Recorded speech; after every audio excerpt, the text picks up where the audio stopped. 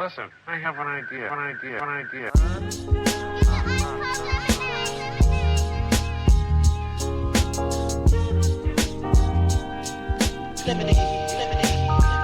how I feel when you make lemonade. Whatever today has given you. 5'11" headaches, still call it Thanksgiving. True. Welcome to another edition of the Super Duper Podcast. I'm your host, Rob Griggs. No Ez McMahon today. Shout out to you, Ez. Appreciate you, brother. We're definitely here. Happy to be here. Got special guest, the one and the only Dr. Dwayne Williams. What up, world? How you doing? Great, Good, man. Great to be here. Good. You're going to take Ez's place today. But thank you for checking out the Super Duper Pod. We do not take your listens lightly. Make sure you follow us on all socials, SUPADUPAPOD. What up, Sarah? And online at hp53productions.com for our merch and additional content such as our own Ez McMahon with the Easy Smoke and GM podcast, and soon to have our own World's Public Record on there as well. Also follow us on YouTube at HP53 Productions. So today we're doing a special Chicago check-in, a special episode. That's why Dr. Williams is here pretty early. Now, you saw in the news, the one and only Jesse Jackson passed away. I think it was yesterday. And we wanted to dedicate today's episode to him because he was a larger-than-life figure, and nobody better to have on the show than the own Dr. Williams. Before we get started with you, Dr. Williams, I want to make sure to say this point. I was talking with my sister last night. We were talking just about Jesse, she used to call him her uncle and call his kids her cousins. It's pretty wild. She's nuts. But but it's still talking through just what that means, his legacy. And we made the point about like how, sometimes you are a bridge to the next generation. We were talking about our kids and her grandkids because she's old. And just like about how, listen, my son Chase, you guys, if you listen to the pod, he loves acting, he loves singing, and he wants to be in musical theater. And shout out to my great niece, your granddaughter, Tori D, who's going to be in the Olympics. Trust me now. You heard this here. Get with the program. But we were talking about just like, when we were younger, we had dreams like that, but it just was nothing you talked about. And it was something that you just, it was a side thing you did. Your thing was go to school, get some money, take care of yourself. But when you think about it now, somebody has to be the generation, the bridge that gets to the next one that really takes the leap into what they want to do or the greatness that they want to be. And when we think about Jesse Jackson Jr., he's the bridge to President Barack Obama. They keep showing the image of Jesse Jackson crying at the inauguration because, I'm showing things he went through with his two cracks at the presidential nomination and then seeing the fruition and knowing he had a big part in doing that it becoming possible. Because sometimes, in business school, they teach us about a thing called first mover advantage. Sometimes it's not an advantage being the first mover. Sometimes as the first mover, you're at a disadvantage because everybody gets to learn from your mistakes, but somebody got to move first, right? Somebody has to go first. And shout out to Jesse Jackson for even trying because, again, the biggest thing is people thought they'll never see a black person. And obviously he wasn't the only person to ever try to run for president as a black person, but he was the one that made that big dent. It was like, wait a second, this can happen. When I was thinking about Jesse Jackson, you think about all the wonderful speeches that he made. And again, his ties to Chicago is just like, as we were talking before recording, I stopped because I'm about to give the pod away. I literally, because I'm so young, he's synonymous with Chicago to me. Right. He's going somewhere else, but that's all I know him as. Operation Push is being in and around the city. Right. As you think about him, and I'm gonna shut up in a minute, and we can talk about this toward the end of your remarks. It's just more thinking about how does this now, our future leaders, like you look at President Jesse Jackson, when something went bad, especially for black people and poor people, he was standing in the gap. Right. And so now you have to ask where are the people that's going to stand in the gap? Is it us? Maybe it's us. We're doing talking. Maybe this is our time we are now the next bridge to whatever the next generation needs to be. But definitely just want to honor his life. So with that, Dr. Williams, I want to talk to you about Jesse Jackson because, you can recall this. I asked you, Cole, we talk about something else. Like, let's turn the mics on, right? So as we honor Jesse Jackson today, and again, praying for his family, because again, we're talking about him, but a family still lost a loved one. They lost a patriarch. They lost a father, uncle, friend. So we want to make sure we honor those sentiments as well. But let's talk about Jesse Jackson and his ties to Chicago world. So tell me a bit about that. Well, look, first of all, like you, I want to, I have to have a heartfelt my empathy, my prayers go out to, Jesse Jackson Sr. and all of his family members. I think we both can appreciate as fathers. I'm a grandfather. Those are parts of our roles. Yeah. And no matter how public we are, we still, as someone told me, once, my mother might be Diana Ross, but she was just mama to me, right? He's just Jackson. So he's the person's father. And I always start with it. That's the center of who he was. And I think while the public person who we know as Jesse Jackson Sr. Left an indelible mark on our country, on the world, I think the first thing we got to realize is that this is the person who started in South Carolina, who was someone who was on the outskirts, who was a person who was, rejected by his father, rejected by his stepfather. And then you have a choice at that point. You either become bitter or you become better. He became better from that moment. He was a person who had confidence. He was a person who realized that, guess what? I'm going to make people, know me, see me, and I'm going to sustain that effort. And he had the kind of support that he needed to do that. He pushed himself in ways that I think are hard to understand. And when you talk about, what President Obama called the Joshua generation, guess what? Before you get to the Joshua generation, you can't have Joshua without Moses. Somebody has to take you to the precipice of what's possible. And if Jesse Jackson did anything, what he did was he took us to the precipice of what's possible and then told us not only is it might be possible, it is possible. Mm-hmm. So in both his rhetoric and in the choices and the things that I think often gets kind of underappreciated is the courage it takes to imagine a world beyond, right? One of the things I always say is this: we cannot see things we cannot imagine. We cannot imagine things we can't see. If there was anybody who, to me, embodied that thought I've had for a long time, it's Jesse Jackson. He allowed us to see things we couldn't see. Could we really have a president? Could we really be a part of the conversation? Could we shape policies in ways that weren't just about social movements and organizing? Could we do those things? Because remember, as a Chicagoan, one of the things he did was he started Operation Breadbasket. We're talking about providing services, resources, and support that weren't a part of the normal conversation. Things we take for granted now about food and food insecurity. He was one of those people who was spearheading that. He was the young gun among those titans, the Ralph Abernathy's, the Andrew Youngs, the Dr. Kings. You got to be able to carry some weight to be in a room with people like that, okay? And he was in that room. And then when you see him start Push, remember, Push started out as People United to save humanity. Then it was to serve humanity. And then so it was the evolution, understanding what is our purpose? Well, of course, he's rooted in the Judeo-Christian tradition of someone who's a minister. He's shaped, of course, by Dr. King and all the things that come with those social movements and people. But he moves to the north. He takes that conversation from the south to the north. He takes it to arguably the toughest city. I certainly think it's the toughest city to make a way in. And he makes his way in there. And for a long time, he's an outsider. He's pushing, he's agitating, he's trying to get results, both social, economic, cultural, political results.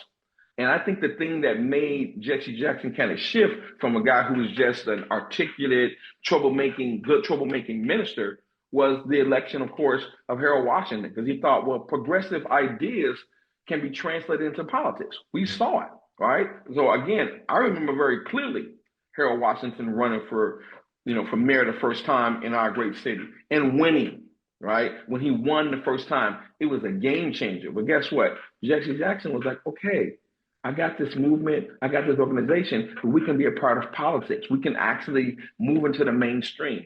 And it was that particular election, the election of our late great Mayor Harold Washington in 1983 and then again in 87, that planted in Jesse Jackson, I'm going to dream something that's possible. If Harold Washington can be mayor of Chicago, I can be mayor. I can be the president of the United States. And people thought, well, that's crazy. That's ridiculous in 84 and 88. But it wasn't ridiculous. You saw him expand the possibility of voters, change who gets to participate in all aspects of it. So for me, people often talk about, how he rhymed. But guess what? Those rhymes weren't random rhymes. Those rhymes were connecting rhymes. He was connecting to what was possible. Everything about Jesse Jackson the question is, what is possible? And then you have the courage to take the chance to make the possible real. And he really did that. And that is that bridge between, for lack of a better metaphor, the difference between the Moses generation and the Joshua generation. He's that person that's right in between. There is no Barack Obama without Jesse Jackson, because the groundwork that's needed to get to the point that you have a Barack Obama requires a Jesse Jackson, right? It requires it. Many people, I certainly was in that generation that thought Jesse Jackson could be president. I mean, I organized on campus in 1988 and gave the speech about if we can't, Jesse Jackson can't win, here are all the people that can't win. If those people can't win, then that's not America. I mean, and I was taken right from the rhetoric of Jesse Jackson. If I can't win, we're talking about most people can't win, and that's not a formula for success or for America. Those conversations set up the thing about the things that you see Barack Obama come along and talking about this is possible, yes we can, all those things, keep hope alive. Those are Jesse Jackson's. He's the foundational bricks, and although they may be different politicians in their personalities, they're not different in their possibilities, how they imagine possibilities. It takes courage, it takes imagination. Both of those two politicians have it, but guess what? Jesse Jackson had it first. So he reached his 84th year, and I will say it was a job well done. Absolutely. It's a job well done. Well done. And and there's you kind of alluded to it, like there's no overnight success in this thing. Like President Obama didn't just pop out of nowhere. Like some stuff was laid down. But also, I think you made a point just thinking, because I think we take for he's a life that we've taken for granted. I have to admit, right? Especially when he got out the limelight due to his health.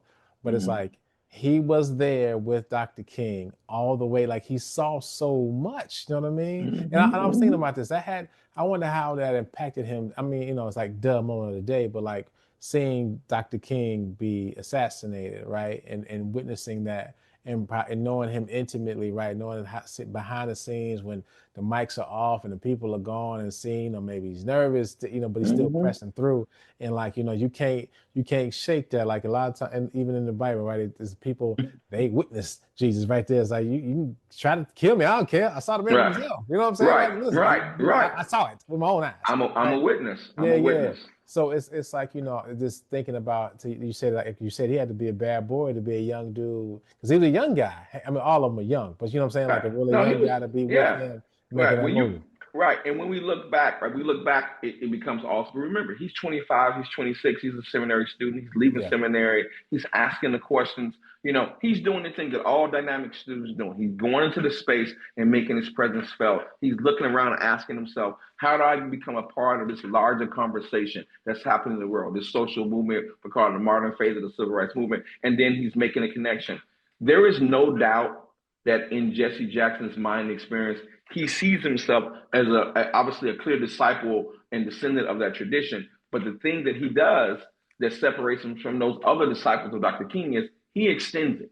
He extends that tradition, right? He extends it geographically. He extends it in terms of the conversations that he's having about, how we organize. Are we just doing mass movements? Are we just doing social organization? Are we making ourselves organized around particular issues for particular rights? Oh, again, he's doing it. The Jesse Jackson of 1968, who's at the Lorraine Motel, is not the same Jesse Jackson who's in Gary in 1972, in which all of these leading Black politicals come to Gary to go, to organize, to make an agenda about what is this so-called Black agenda going to be about the rights, responsibilities. He's there. Then you see him shift again.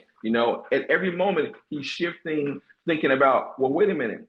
We got to think just not locally, but globally. He's asking these big questions about things like, how are we going to organize the African-American community to begin to push for rights of people in South Africa, for Palestinian rights? He's asking all those issues. He's a part of those conversations, sometimes to the frustration of other politicians. But the thing that he does is the thing that I try to do as a historian. I want the person who's living a normal life to be a part of the big conversation. I don't want the big conversation, the big ideas.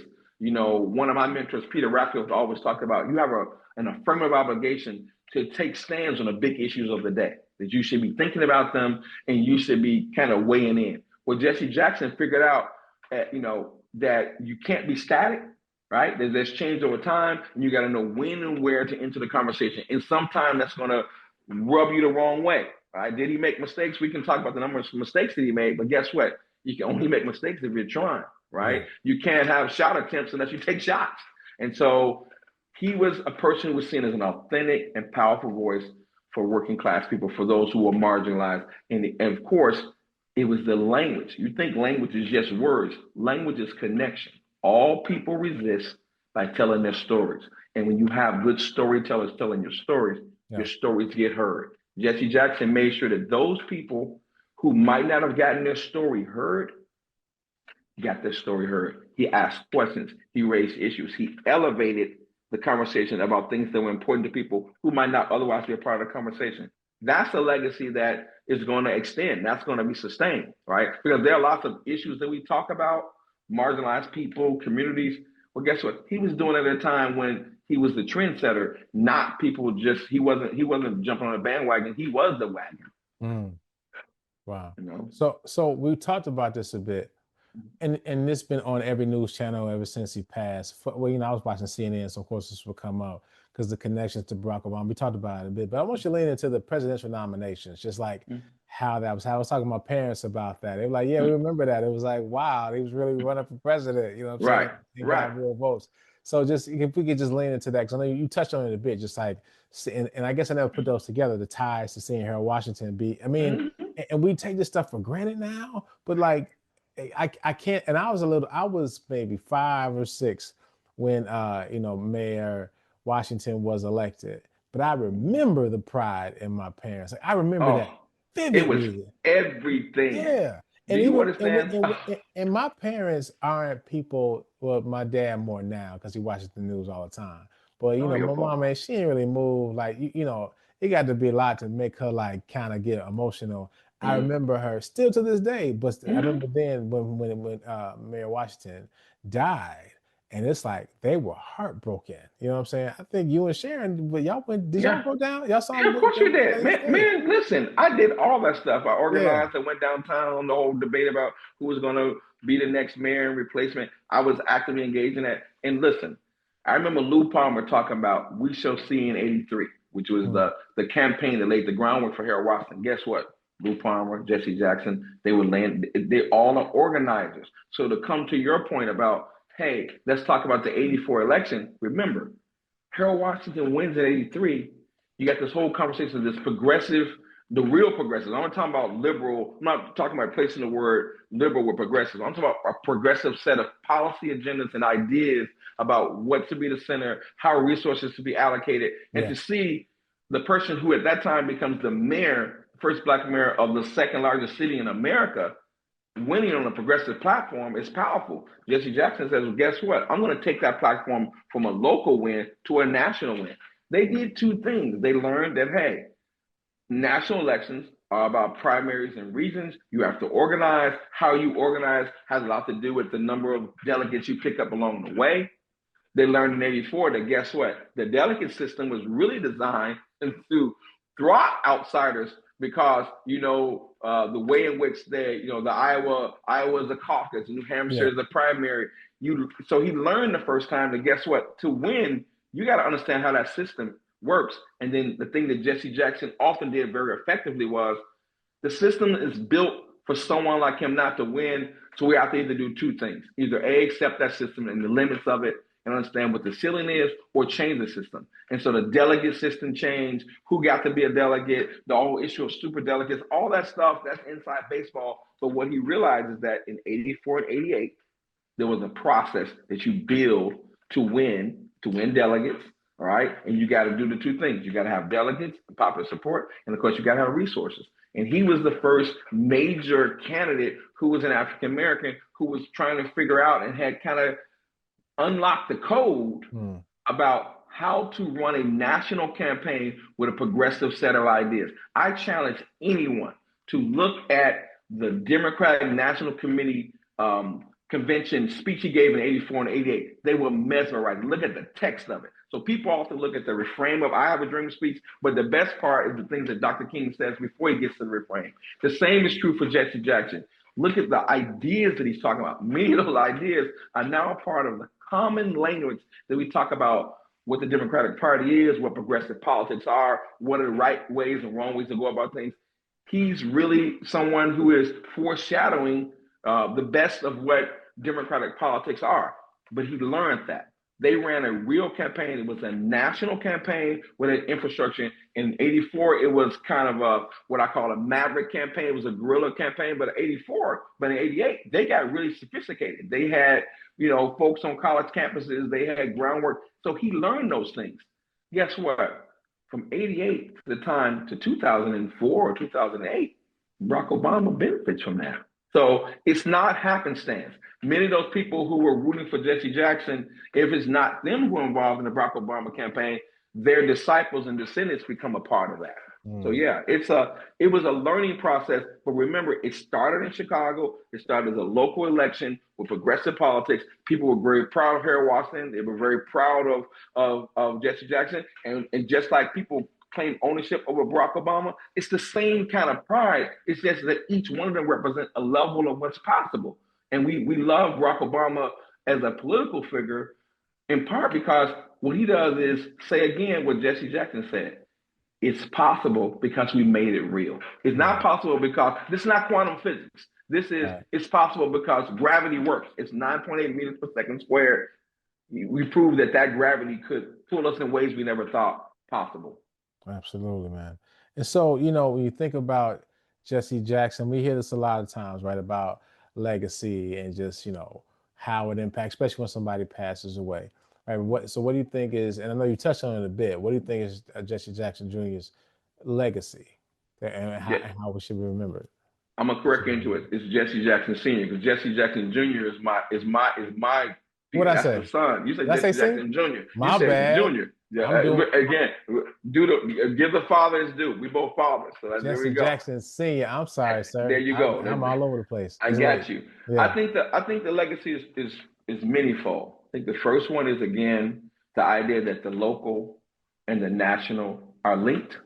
I think the idea that people have a fundamental respect to humanity, right? So that I am somebody isn't just a refrain. What we're saying is that there is, again, an affirmative obligation to respect the humanity of all people. The reason that Jesse Jackson pulls so powerfully from that both imagined and real rainbow coalition, one of his legacies is that affirming the humanness of people and realizing that the humanness can be translated into policy, right? And that the purpose and the policy can be translated because if you connect to the humanness, then you open up for everybody. It wasn't narrow, it was broad. He's the person that talked about the width and breadth, right? When the field is level and the rules are clear, I can compete. So he's the person who really put that into place. That is not just kind of the rhetoric of kind of possibility. It's like, hey, the humanness is possible. Who cannot recognize the humans? That's a legacy that he has. And I think ultimately asking himself that, as a politician, that we have to, one of his legacies is to recognize that you have to sustain the effort. That he didn't stop in 68 and 72 and 76 and 84 and 88. That struggle is about sustaining the effort. Jesse Jackson, his legacy is, how do we sustain the effort to recognize, to protect, defend, and acknowledge the humanity of all people? That's a valuable thing. It's not naive. So it isn't that, it's not pie in the sky, that we become a better society, a better America, a better world, no pun intended, when we recognize and affirm the humanity of others. And that requires vigilance and it requires a sustained effort. We know that because guess what? Between 1988, when he ran, and 2026, we live in a different world. And this is about who's going to sustain the conversation, the effort about what's important and what's at the center of the American experience, citizenship and humanity. He's the person who let us do that. He allowed us to do that. Absolutely. And I would say invited us to do it, really.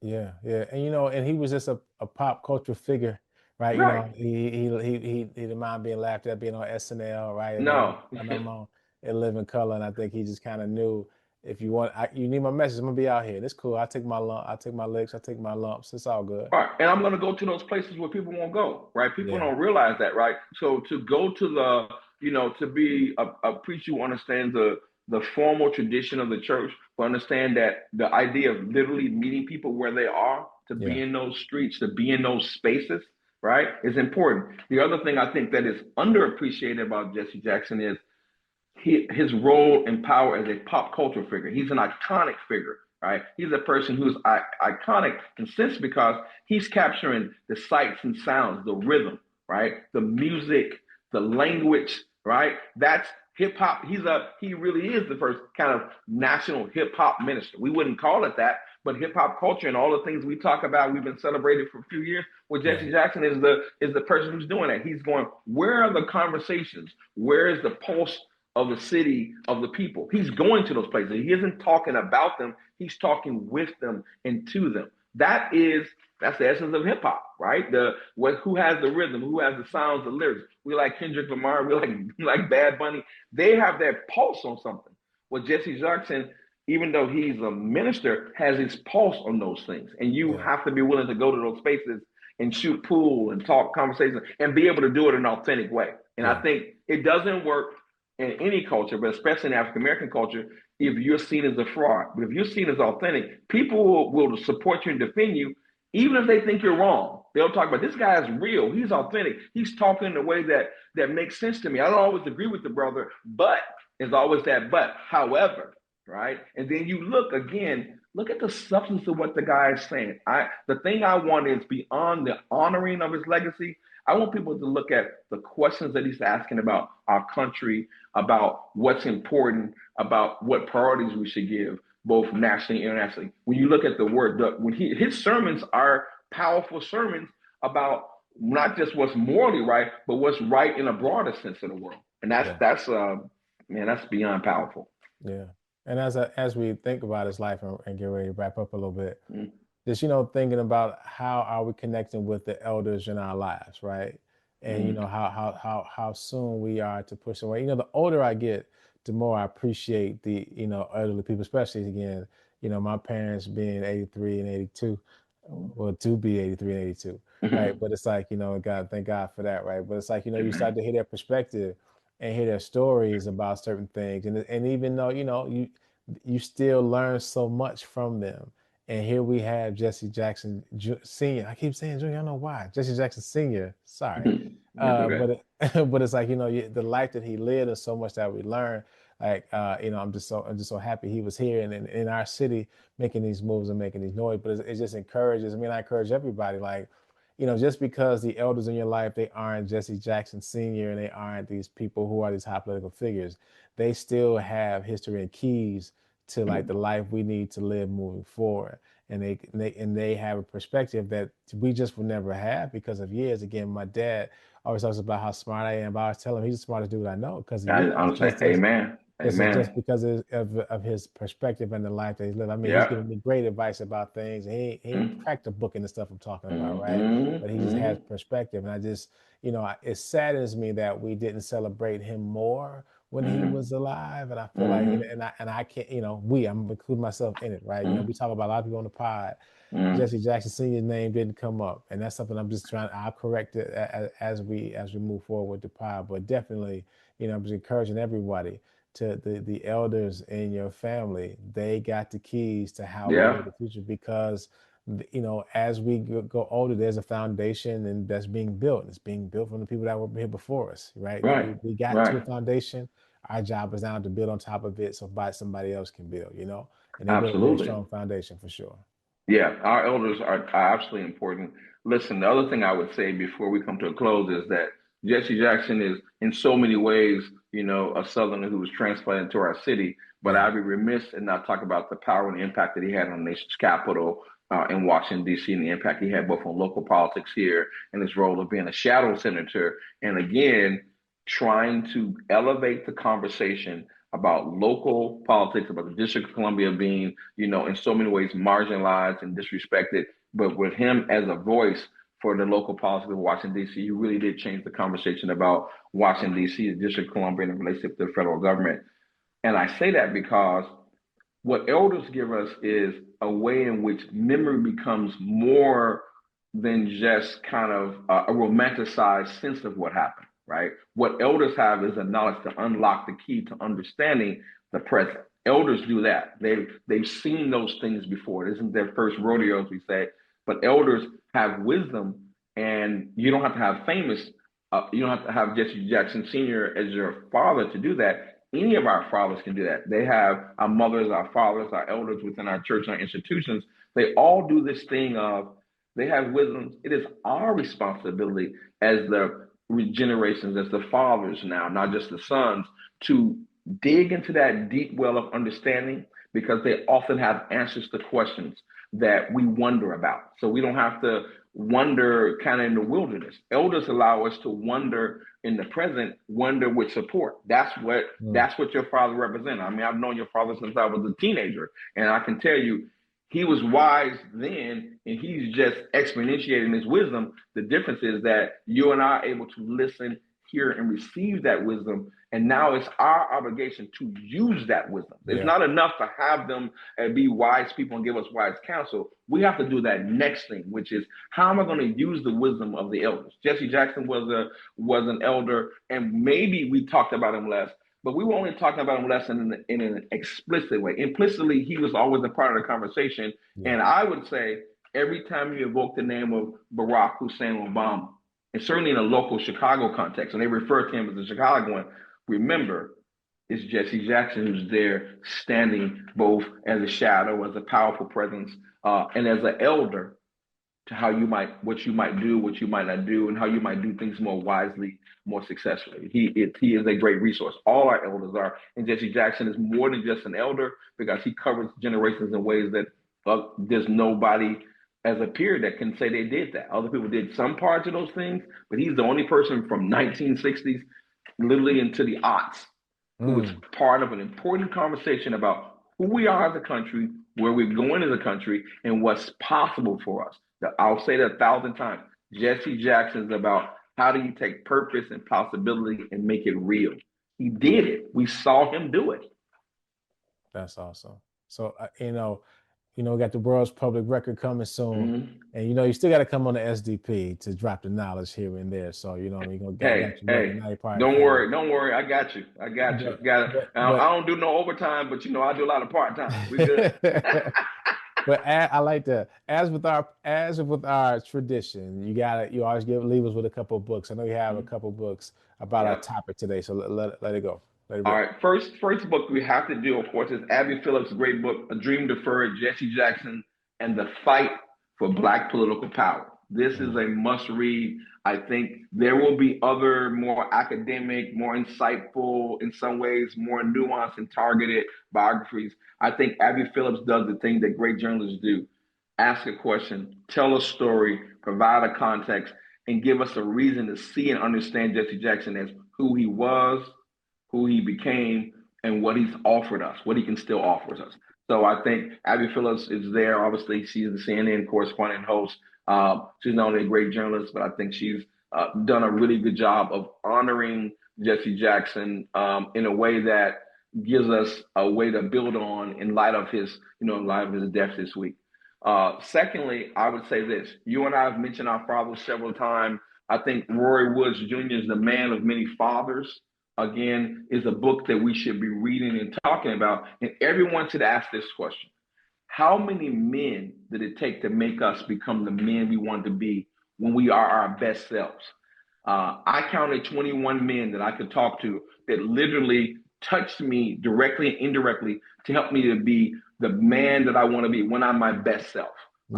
All right. I think Roy Woods' book, The Man of Many Fathers, reminds us that, of course, if you're lucky like us, we have a direct pipeline connection to our fathers. But even if you don't, you have the possibility of other men touching your life in ways that you can make that safe passage from boy to man. This is a really great book. Both of them are about the making of men in ways that are intentional and purposeful. Right. At some point, we'll come back to Jesse Jackson. We should have a whole conversation, maybe around Father's Day, about famous fathers and normal fathers, everyday fathers, rather, in which we talk about how Jesse Jackson, and I would even say my own father, were very intentional about the process they went through of parenting and fathering their children. Like, that's a really powerful event. The politics are there. We need to talk about Jesse Jackson. That way is important. But there's a whole conversation that we talked about, and I'm sure his sons and his daughters will write books about him. Just,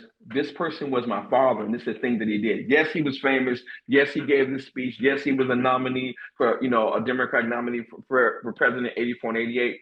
But the thing that endures, right, is that he was my father. And both of us can say that in a way that's emphatic. Ray Wood's book is a way of saying there's so many men that make us be able to make it to that point. And I think these are great places to start and a great way to kind of honor Jesse Jackson in the many ways that he was. There are many ways to be a Black man, many right ways to do it. Find one that works, and the world will be better for it. Fantastic. World, always appreciate you, brother. Yeah. Same here, man. So hold on before we sign. You're going to sign out with me today. So all right. Thank you for checking out the Super Duper Podcast. We do not take your listens lightly. Make sure you follow us on all socials, SUPA, DUPAPOD, online at HU53productions.com and on YouTube at HU53 Productions. So Ez isn't here to tell me if I missed anything, so I'm assuming I didn't miss anything. But listen, make sure you take care of yourselves and each other. Hey, mama, this is the Super Duper Podcast. I've been up late with demons in my basement trying to get me to hate this life, thinking I should be further, and then I choke up. As soon as I got silent, then the truth spoke up. They said, how you know you ain't perfect? Let that soak up and soak in. You know how you know that you're blessed? I woke up, feeling, oh my God, feeling myself, know why? 'Cause I woke up. That's all it takes to be great, y'all. That's all it takes. I woke